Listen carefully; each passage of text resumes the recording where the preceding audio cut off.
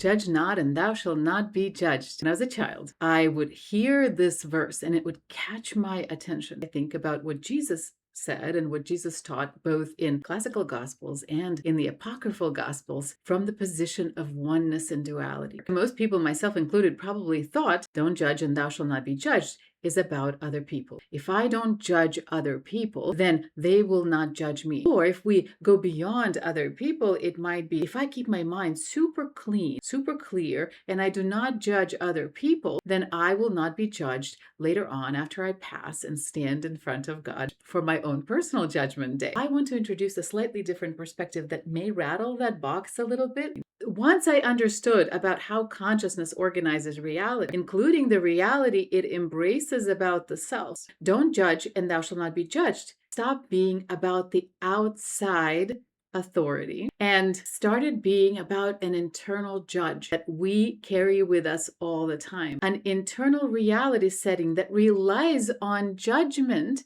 in order to survive.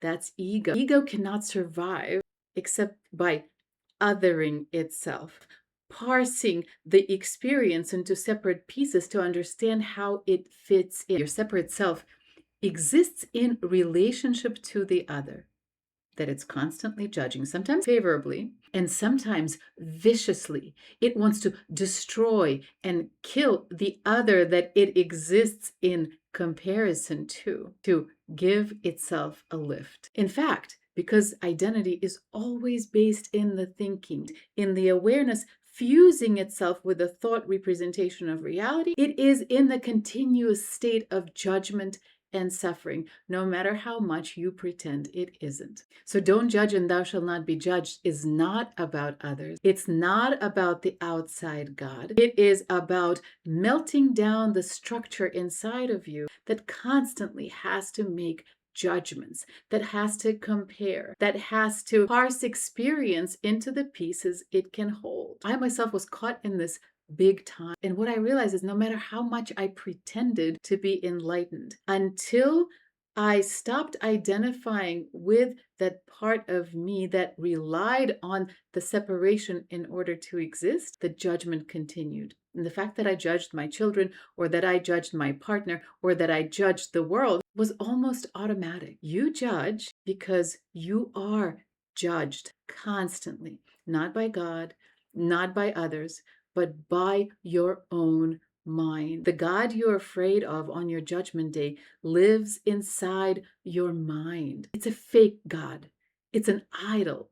It's something you worship inside. It's something you protect and preserve. It's a God construct you are supporting with every fiber of your being, and that your reality proves is real. Don't judge and thou shalt not be judged. Just flip it on its head and start from the inside. Get to that stable sense of self that does not rely on the mind. Enjoy human experience. Enjoy the mind making judgments about the world.